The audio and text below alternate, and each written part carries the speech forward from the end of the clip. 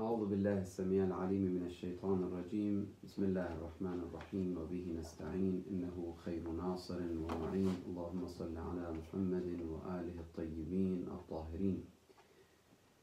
La question de Al-Bada, qui peut être traduit par les changements de la part d'Allah subhanahu wa ta'ala sur des décisions auparavant montrées d'une manière à ses serviteurs, et puis il change la décision sur tel et tel acte pour telle et telle raison. Al-Bada, malheureusement, il a été mal compris par certains savants dans l'histoire. Donc, ils ont traduit ou ils ont expliqué cette pensée ou cette croyance comme en fait égarement pour ceux qui croient au Bada. Donc, par exemple, si dans l'école de Ahl al-Bayt quelqu'un croit au Bada, ils ont traité ça comme une sorte de, si vous voulez, éloignement de l'aqida ou égarement de chemin d'Allah subhanahu wa ta'ala. Donc, al-Bada, le terme Bada yabdu, Bada, c'est lorsqu'on dit par exemple la personne chez l'homme, en fait, on ne parle pas de Bada chez Allah subhanahu wa ta'ala. Chez l'homme, lorsqu'on utilise le terme al-Bada ou Bada yabdu, ça veut dire par exemple la personne, il décide de mettre tel ami comme successeur pour tel projet. Par exemple, il décide, il dit Zayd sera mon représentant dans tel projet. Après quelques jours, avant qu'il soit décédé cette personne, il vient devant les gens, il dit Badali, ça veut dire ma décision a changé. Donc Badali, car j'ai vu ce que je ne voyais pas. Donc Badali anna fulan la yaliqu bidhalika al-maqam. Je vois que, ou j'ai vu que telle personne ne mérite pas avoir telle position dans la société. Donc, j'ai changé la décision. Donc, aujourd'hui, je ne veux plus que lui, ça soit mon représentant, mais je choisis une autre personne. Ce genre de bada, ça existe ou changement de décision, ça existe chez l'homme, chez les êtres humains. Mais bien sûr, avec cette vision, si on utilise le terme bada pour cet exemple que je viens de vous donner, c'est sûr et certain que ce genre de bada n'existe pas chez Allah subhanahu wa ta'ala. Car Allah subhanahu wa ta'ala, il sait dès le départ qu'est-ce qui va se passer, il sait dès le départ cette personne, il a quelle position, quelle capacité, etc. Donc, on ne peut pas parler de l'ignorance et le savoir pour Allah subhanahu wa ta'ala. C'est pour ça, il dit, Cheikh al-Mudaffar rahmatullah alayhi, أن يبدو له رأي في الشيء لم يكن له ذلك الرأي سابقا بأن يتبدل عزمه في العمل الذي كان يريد أن يصنعه. Donc, il y a changement de décision si vous voulez.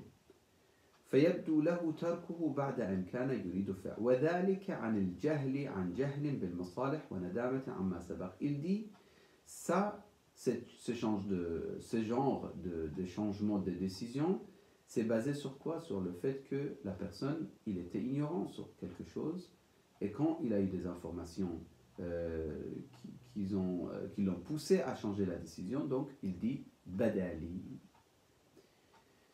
Ça, c'est absolument loin de tout ce qu'on parle d'Allah subhanahu wa ta'ala. On ne peut pas appliquer cette compréhension de Bada sur Allah subhanahu wa ta'ala. D'ailleurs, l'imam Sadiq alayhi salam, il dit sur cette compréhension de Bada, il dit Man za'ama anna Allah ta'ala bada lahu fi shay'in bada nadama fahuwa indana kafirun billahi al-azim. Celui qui croit que Man za'ama, celui qui prétend que Allah ta'ala bada lahu shay'un, que Allah subhanahu wa ta'ala a changé des décisions car il a regretté. Bada nadama, ça veut dire basé sur les regrets.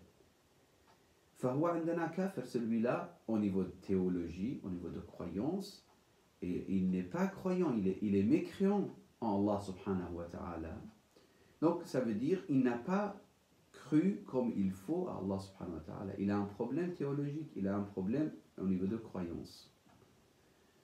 Et c'est pour ça, encore un autre propos, Man za'ama anna Allah bada lahu fi shay'in wa lam ya'lamhu ams fa abra'u minhu.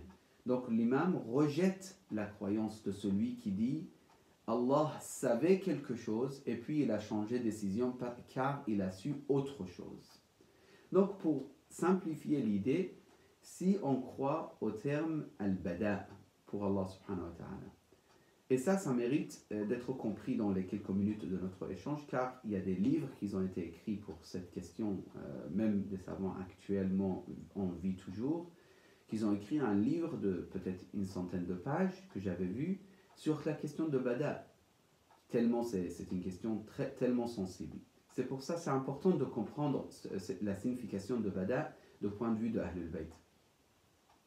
Donc, pour simplifier l'idée, c'est lui qui croit au bada, en disant que Allah subhanahu wa ta'ala a changé la décision car il voyait quelque chose autrement que l'ère actuelle. Il s'est éloigné de Bada, de Ahlul Bayt, et il croit même pas au savoir et à la connaissance divine et au savoir absolu d'Allah subhanahu wa ta'ala. Donc, il est égaré celui qui croit qu'Allah a changé de décision car il ne le savait pas. Il est égaré celui qui pense qu'Allah a changé la décision car il était ignorant sur telle et telle personne ou tel et tel aspect, etc. Donc Allah change la décision. Est-ce que c'est possible? Oui, il change la décision. Mais ça ne veut pas dire qu'il a changé car lui-même, il ne savait pas qu'est-ce qui va se passer. Non, il a changé devant les créatures, il a changé. Ce qu'il a montré à ces créatures, c'était ça. Après, il a changé et il a mis autre chose devant les créatures. Comme par exemple, les ordres divins dans le Coran. Allah subhanahu wa ta'ala, il y a des ordres qu'il avait donnés au début de l'islam, aux croyants, et quelques années après, quelques années plus tard, il a changé. Et nous avons des versets de ce genre. Les changements de ahkam ou des ordres divins, ce n'est pas basé sur sur l'ignorance. Absolument pas. C'est les étapes. Allah avait vu comme par exemple pour la communauté, il avait vu que c'est le bien pour la communauté de donner tel genre d'ordre, et puis un petit peu rendre plus difficile plus tard, et pas tout de suite. Ça veut dire faire par étapes, tel et tel ordre divin. Donc, ces genres de bada, oui, on peut croire, et on croit que ça existe.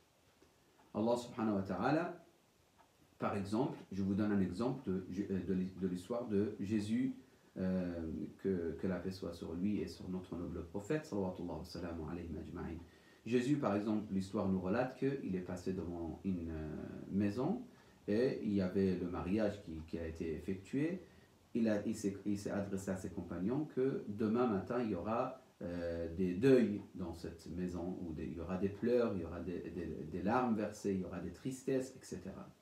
Donc le lendemain, ils passent, mais il n'y avait rien du tout comme deuil ou pleurs, etc.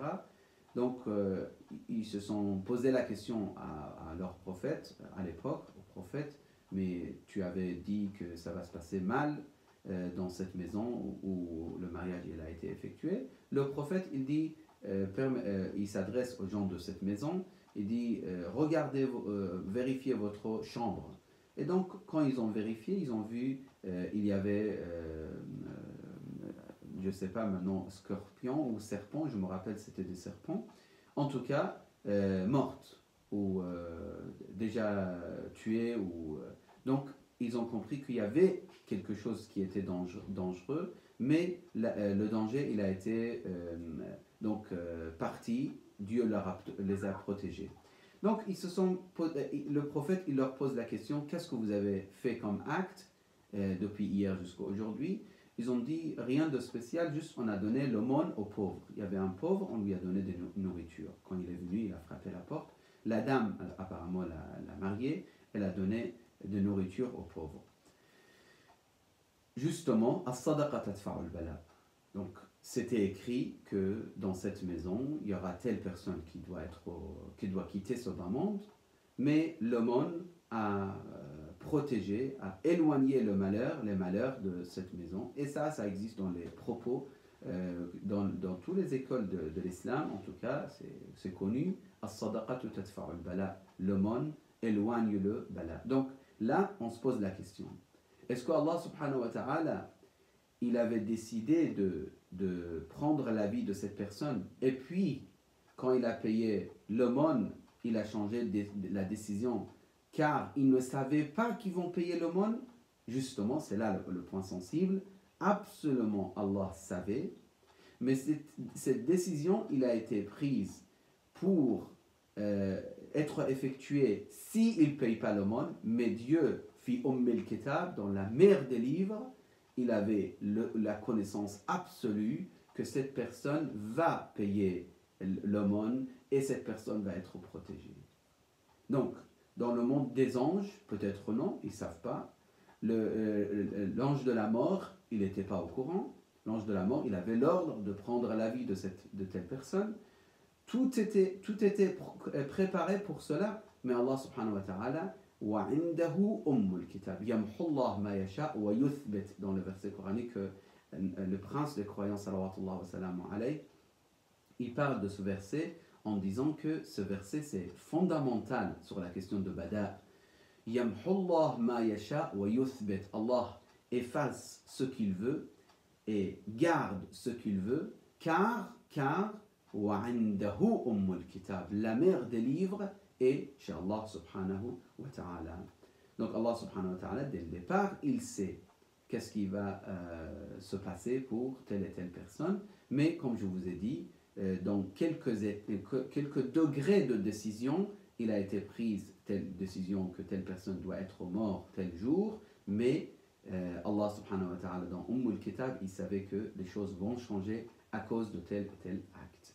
C'est pour ça d'ailleurs, on dit que la personne, il doit faire des efforts. Il ne peut pas dire, mais Dieu a décidé ce qu'il a décidé, donc c'est fini pour moi. J'ai plus de rôle à jouer dans ce bas monde. Non, tu as toujours la possibilité, car même si, justement, la nuit des destins de mois de Ramadan, également, on parle de quoi? On parle des invocations et de demandes à Allah subhanahu wa ta'ala de nous changer si jamais on était écrit parmi les malheureux, par exemple, ou parmi les égarés par exemple. Donc on demande à Allah subhanahu wa ta'ala d'être écrit par les bien guidés. Yamhullah ma yasha wa yuthbit wa indahu ummul kitab. Donc Allah subhanahu wa ta'ala, par exemple, l'histoire de Ismaïl, le fils de l'imam As-Sadiq alayhi salam. Il y a un hadith aussi, encore une fois, mal compris de la part de certains. Et ils vont dire, donc Allah subhanahu wa ta'ala, lorsque l'imam As-Sadiq il dit ma bada lillahi fi shay'in kama bada lahu fi Ismaïl ibni. Donc pourquoi Allah subhanahu wa ta'ala, pourquoi l'imam il dit ça? Ça veut dire Allah avait décidé que Ismaïl, le fils de l'imam Sadiq, puisque c'était le fils aîné de l'imam Sadiq, il doit être l'imam.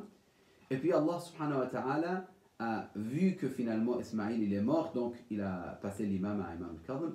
Absolument pas. Allah dès le départ il savait que finalement l'imam al-Kadhim sera l'imam, mais dans les yeux des gens, si vous voulez, les gens ils voyaient que Ismaïl va être l'imam. L'imam lui-même, Imam al-Sadiq alayhi salam, il représentait ses enfants, personne en tant qu'imam, mais si quelqu'un lui pose la question qui est l'imam après toi, il va dire mon fils. Donc quel fils? Le fils aîné. Et par rapport à ça, parce que c'était la règle chez les imams, à partir de l'imam al-Hussein alayhi salam, les fils aînés de l'imam, ça veut dire le grand fils de l'imam, il doit être l'imam, à chaque fois le successeur de l'imam. Donc si vous voulez, de point de vue des gens, Ismaïl, il devrait être l'imam. Mais quand Ismaïl il était décédé, avant son père Imam al-Sadiq, c'est-à-dire à la vie de Imam al-Sadiq, Ismaïl il était déjà décédé. Et là, l'imam il dit cette phrase, Ma bada lillahi fi shay'in kama bada lahu fi Ismaïl ibn. Ça veut dire, Allah subhanahu wa ta'ala n'a pas voulu finalement que Ismaïl soit l'imam après moi, mais il a bien voulu que Moussa ibn Ja'far al-Kadhim soit l'imam après l'imam al-Sadiq alayhi salam. Donc tout simplement, Allah subhanahu wa ta'ala il nous montre parfois des décisions, on croit que c'est la décision d'Allah subhanahu wa ta'ala, et ça y est, c'est fini, mais avec quelques dua, quelques aumônes, quelques actes sociaux, salat al-rahim par exemple, vous appelez on a des hadiths aussi qui confirment ça justement, que telle personne, juste parce que il s'est occupé de sa tante, il a eu 5 ans de plus au niveau de la vie. Ça veut dire que c'était écrit pour lui, par exemple, d'être mort à l'âge de 45 ans ou à l'âge de 50 ans, et après cet acte, Allah subhanahu wa ta'ala lui a rajouté 5 ans ou 20 ans. Tout cela, ça doit être compris de cette façon. Yamhullah ma yasha wa yuthbit wa indahu ummul kitab. Chez Allah, dans Ummul Kitab, la mère des livres, rien ne change chez Allah subhanahu wa ta'ala. Par contre, dans la vision des gens, chez les gens, même devant les anges, les choses peuvent changer. وصلى اللهم على سيد الأنام محمد المصطفى وآله الطيبين الطاهرين.